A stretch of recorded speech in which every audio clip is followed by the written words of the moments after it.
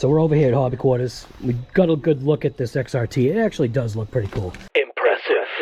And this isn't for everybody. This isn't probably going to be for the person that's a wine bag. Anyways, EXB Kraton. I've got two EXBs. I've got the V5. Obviously, I've been running that. So there's a couple of things that are similar, and there's things that have changed. Alexa, what's the definition for extreme? As an adjective, extreme is usually defined as of a character or kind farthest removed from the ordinary or average. As a noun, extreme is usually defined as the utmost or highest degree, or a very high degree. I'm gonna go grab my, I wish I had my EXB, my roller. So I'm gonna grab just the V5 right now, so I can kind of do a quick little, kind of like viewing comparison, because there's a couple of things that are still the same, which is a good thing. But there's a bunch of like upgraded stuff. So here's the V5. This is basically what I've got. So if you are into the Kratons, got the regular V5 right now sitting on the deck here. Basically just looking over, trying to see if there are any design changes. Looking at shock towers. Basically looks like everything's technically the same as far as geometry goes. Looking at the angle of the shocks. EXB bladderless shocks because it's got the screw on the top. Like on this vehicle right here, you still have the shock rod protection, the little boots that are here. There is a provision to go ahead and put these, what they're calling them, some people call them mud flaps, but they're not mud flaps. They're just like at the mud guard or a shield. So you can go ahead and put those on there. Big Rock has them. We were looking at this piece right here. So this is kind of like captured, or it has a cage around it. With the EXB, it's more wide open. It still does have a piece here that protects the bearing from debris getting to it, and I'm guessing that, I'm not positive if that is either shielded or sealed. Sealed bearings on all four corners. On this we are looking at the same thing, sealed bearings, four corners, but you are getting, like what I changed on mine, was I changed over to the EXB because the EXB is a stronger material versus the stamped tower. This one on mine folded over really quickly. With this, it's resistant to bending, so that's an upgrade. The diffs, same thing. As far as the diff cases are upgraded to the EXB aluminum, so it's the same but different because this is a separate piece. With the EXB, can't tell. Oh, it is. Okay, so there is a division. So there is a divided little piece right there. I'm trying to look at it. So it's two pieces. So it's still two pieces. It just looks prettier. So on this one, you don't have any shield for the pins. On this one with the EXB, you do have a shield. Also with the EXB, gets the front bumper. Looking underneath, no skid pad. That the side plates, side guards basically look the same. These little guards are the same, arms are the same, suspension basically the same except for the shocks being a tuned shock, probably a better spring.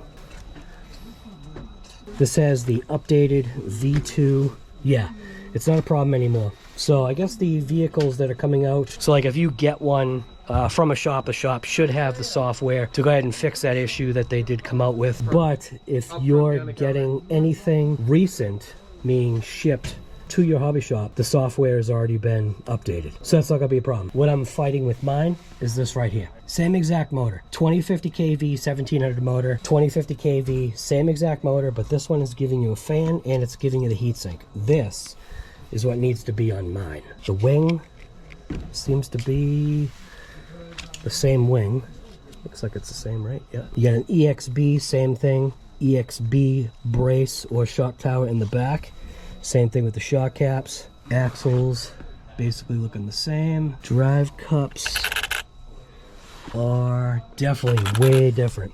So these drive cups are different. So they have a rounded portion all the way to the end, where these ones do not. These ones are more of a squared off type of deal, where these ones are just like what's on the Big Rock.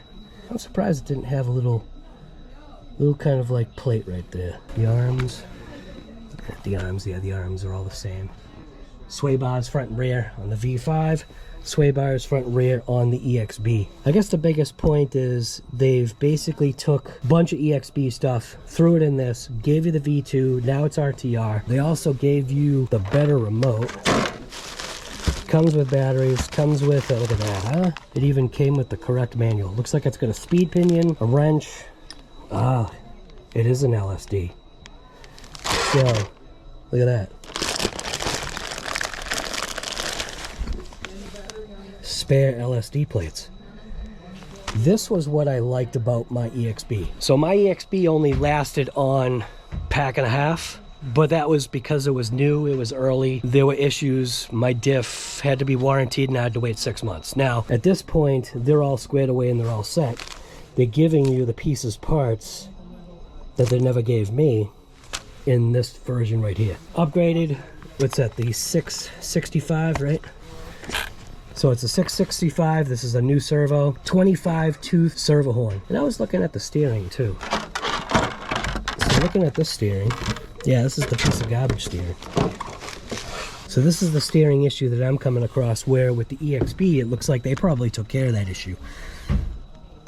Yeah, that's what I'm looking at. I'm looking at least they took care of that weak point that I was suffering with my V5. Also, there's a composite standoff for the servo, where with this one, EXB. But that was the same thing with the roller. The roller had that too. EXB chassis braces front and back. And there is also the EXBs, if I can get my fingers in there.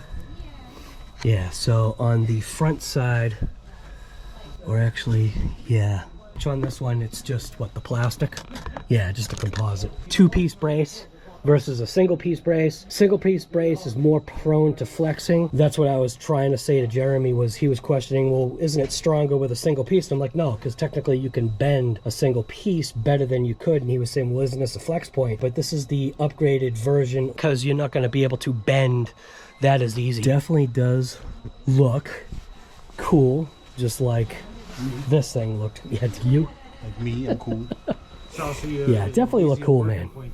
Because now you don't have to take them both off. You can just separate one lift, work. Say that again. It's an easier working point. Yep. You don't have to separate. You can just take off one side, lift up, work on it, pull it right out, change your diff, put it back in, call it a day. Right. Even though that's not too bad, it's just one screw and fold it up. Yeah. But yeah, I think what it is just strength. I think just because this was just one long bar going front to rear, where this is now connected to the chassis. This one wasn't. There was no connection point. So this was just bending. This is a connection point to make it stronger. So, I agree. I mean, I haven't ran it. I don't think this is going to be the shop truck. Now, I am in no way any kind of expert or anything like that. I am just a hobbyist or an enthusiast, somebody that enjoys these RCs. Joking about this thing because, you know, he was, you know, obviously looking at the two different toe in or toe out of the front wheels. So you can see, and Ray was, you know, basically saying that's so it can go straight, because these things will hunt for a left or right if you made these laser straight. But I was joking, so it doesn't even matter because things just going to be doing a wheelie 24/7 anyway. Exactly. So I will say this LSD stuff, LSD, in the bag at that. Wow.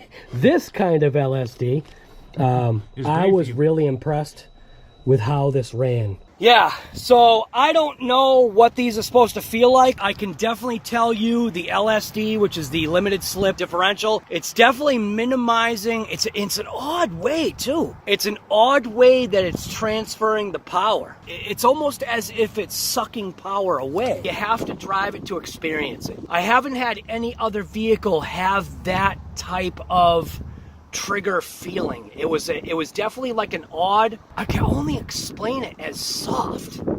Like instead of it being a hard rip or a hard grip, I mean, it was gripping. I mean, it was gripping and it was ripping, but the way that it drove was just different. Driving all the kinds of vehicles that I drove, granted it only lasted 1.5 packs, but at least now they're giving you this, and I'm pretty sure it's all squared away, and they should give you shims in here too. See the differentials right there, yeah. So Arrma likes to give you shims, which some people say it's, why are they doing that? How does that make it RTR? Well, because things move, and guess what? Now you've got the extra shims to create a tighter gear mesh if that's what you want. So you don't have to come to the shop and ask for them, and they might not have them in stock. There you go. You have them in your kit. Yep. Comes with batteries, comes with a wrench, Allen wrenches, and it does come with the actual Kraton EXB, at least this one does. Comes with the Kraton EXB 6S manual. So high-speed pinion, LSD stuff, shims. This does really look like a beast. It does look like it's going to be an animal. Slowly I'll be converting my V5 into the EXB by using an EXB that I have. I probably won't go this route, but this has got me thinking. It does come with the better remote. So it does have AVC. So, and yeah, I say it, yeah, it comes with better. It is. So at least now you can use a telemetry with your third wire. So you can get battery telemetry on your radio, telling you the health or condition of your batteries, which is great. Still get the same 50, 75, 100. Steering and throttle reversing, AVC adjustments, brake adjustments, C brake rate, AVC, steering trim, throttle trim. Just a typical 3-channel remote. What does this little 3rd channel do? Absolutely nothing. There's no brake on this thing.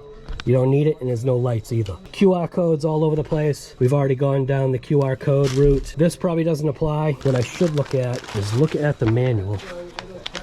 Go into it real quick. What is that? Shocks, lattice. That's the reason why it's got that screw right there. So you can bleed your shocks.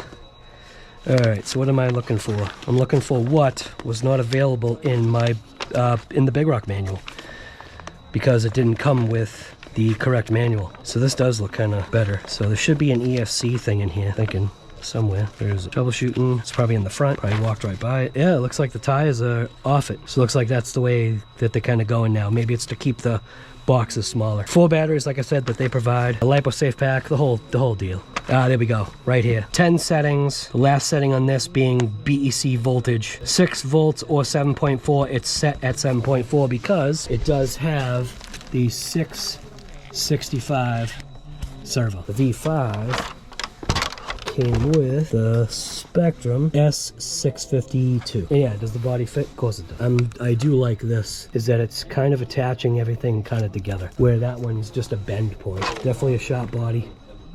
Definitely cool. So, but that's what I was curious about. This is what was missing out of the book with the Big Rock. So the Big Rock that I did in store. Big Rock that, yeah, I got head hit. Big Rock that I did in store over here, it didn't come with the right manual. People were questioning like, oh, you sure it was like the stuff that came out? Yeah, it was the stuff that came out of the box because I took it out of the box. So they took the RC out of the box, I took all the other stuff out. So what is up with the tires? Anything different with the tires? I don't think so. So we've got multi-spoke wheels, terrain, boots, copperhead 2s, heavy-duty turnbuckles, front bumper skid plate, we already went over that, diffs, shock towers, wing, no wheelie bar, EXB chassis, and the new aluminum gear casings, and like I said, the shock caps with the M4 with those bleeders. So, yeah.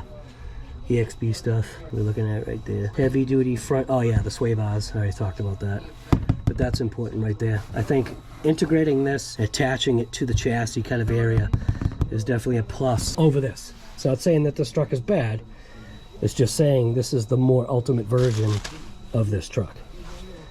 So, that's it. So now I am curious, can just the new center brace chassis kind of connection point that I showed in this video, can that actually fix the bending issue with my V5? I think that's something I might have to explore. Where would be the best place to get those parts? Jenny's RC or go to your local LHS? Inquiring minds want to know.